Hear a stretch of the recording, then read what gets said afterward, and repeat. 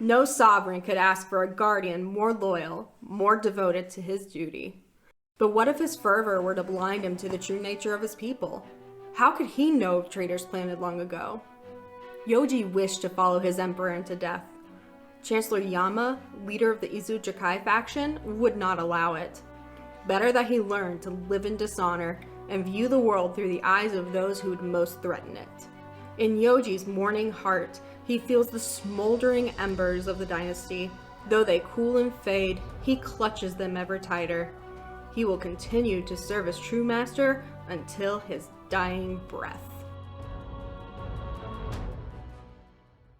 Hey, my name is Ridge. And my name is William. We host the Table Pit, which is a Ultimate Pit Fight or UPF gameplay series on YouTube. And today we're going to be showcasing Yoji Royal Protector. There is a civil war in Volcor, and Yoji stands firm as the stalwart defender of the Dynasty. Speaking of the Dynasty, you can pick up Yoji in the new expansion booster set for Flesh and Blood, Dynasty. Yoji is a young Guardian hero, which means you can not only play him in UPF, but also Blitz and other formats that use young heroes. He has 4 intelligence and 22 life, which is notably higher than any other young hero. He also has an activated ability that says once per turn instant, pay 3. The next time another hero would be dealt damage this turn, instead that damage would be dealt to Yoji and prevent 1 of that damage. Now, if this is an attack that is redirected, you can't block or react to it because Yoji's ability is a replacement effect that would happen after all blocks and reactions are declared.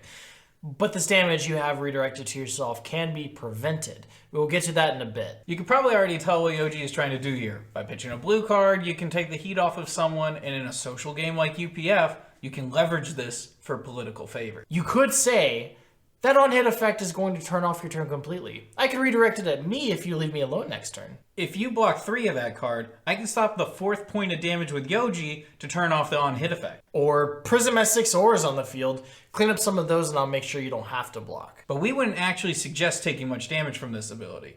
With this deck, you have many auras and instants that'll heal you or prevent the damage from being taken in the first place.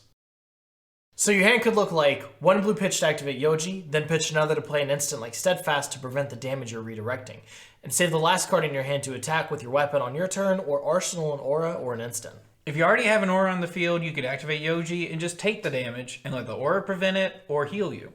Then you have 3 other cards to block with, swing your weapon, play another aura, or to arsenal. But you won't be playing from the sidelines, so some turns you might just need to block out, or at least block with 2 cards and set up your next turn by playing an aura or putting a card in arsenal. Your overall game plan should be to keep yourself healthy until you're down to a 1v1 and the last opponent has exhausted all their resources, killing the other 2 players. Then you can fatigue them out in a classic Guardian fashion. Now let's look at some of the cards that we have in our Yoji UPF deck, starting with the equipment we're going to bring. Arcanite Skullcap, Tectonic Plating, Crater's Fist, and Steel Braid Buckler. Each of these can block up to 3 damage, which alone is a whopping 12 damage mitigated. Tectonic Plating also lets us basically store a resource for the next turn by turning a leftover resource into a Seismic Surge token.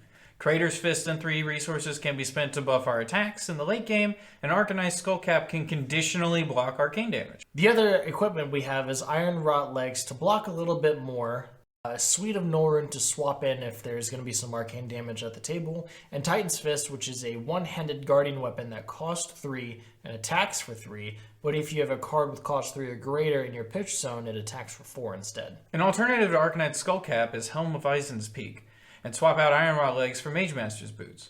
You can give an aura that doesn't have Go Again with Mage Master's Boots, and then activate Helm of Eisen's Peak to close your turn out with +1 intelligence.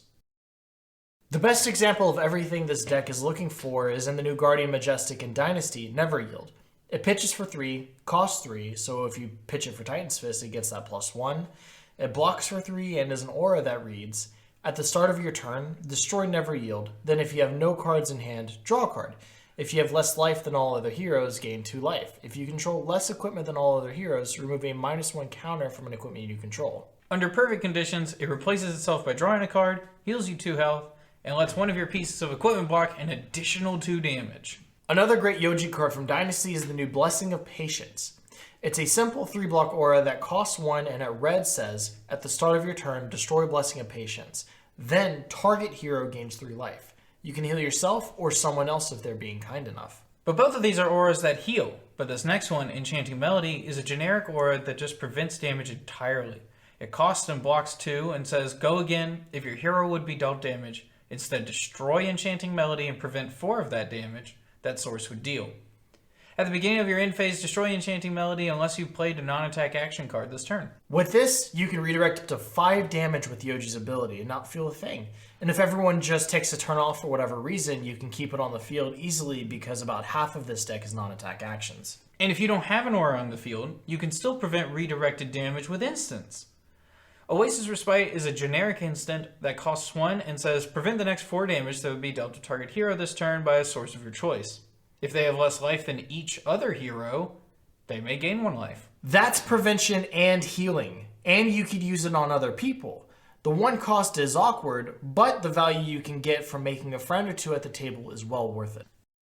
Now let's talk about the deck as a whole. For the healing and damage prevention auras, we're running Never Yield, Red and Blue Blessing of Patience, and Red Enchanting Melody. We're also running Red Sigil of Protection, which costs 1 and says Ward 4. And Blessing of Deliverance, red and blue, which costs 2, blocks 3, and reads Go Again. If you have a card with cost 3 or greater in your pitch, draw a card. And at the beginning of your next turn, reveal the top 1 to 3 cards of your deck, depending on pitch value, and heal 1 for each card with cost 3 or greater revealed this way. The other instants we're running are Red Sigil of Solace, which heals you 3, and Red and Blue Steadfast, which straight up prevents 4 to 6 damage that you redirect to yourself or might otherwise take. We're also going to need some blues to fuel this expensive deck and weapon. So we've included This Round's on Me, which is a blue generic majestic that blocks 3 and costs 1 and says each hero draws a card. Until the start of your next turn, attacks that target you have -1 attack. This is a great way to get everyone on your side by letting everyone draw a card and keeping decks that ping for small amounts of damage like Benji off of you for a turn. Another card is Blue Shield Wall, which is a massive 6-cost defense reaction that blocks 5 plus an additional 4 if we have a shield, which we will, in Steel Braid Buckler. It's a nice card to tuck away in Arsenal against heavy-hitting opponents. We're also going to add in the biggest in blue attack actions that block 3. Thunderquake, Macho Grande, Cranial Crush, Debilitate, Disable, and Last Ditch Effort all hit like a truck or have nasty crush effects. And this last aura puts those attacks to work if you're the one getting targeted. Blue Stonewall Confidence is a 2-cost 3 block that says until the start of your next turn, your cards with cost 3 or greater gain 2 block while defending. What makes Ultimate Pit Fight so great isn't winning. It's about making a game that builds camaraderie and community. And this Group Hug Yoji deck is the best way to foster that in UPF. If you want to watch UPF gameplay videos of decks like this, you can join us on YouTube at The Table Pit. We want to thank LSS for having us on and you for watching.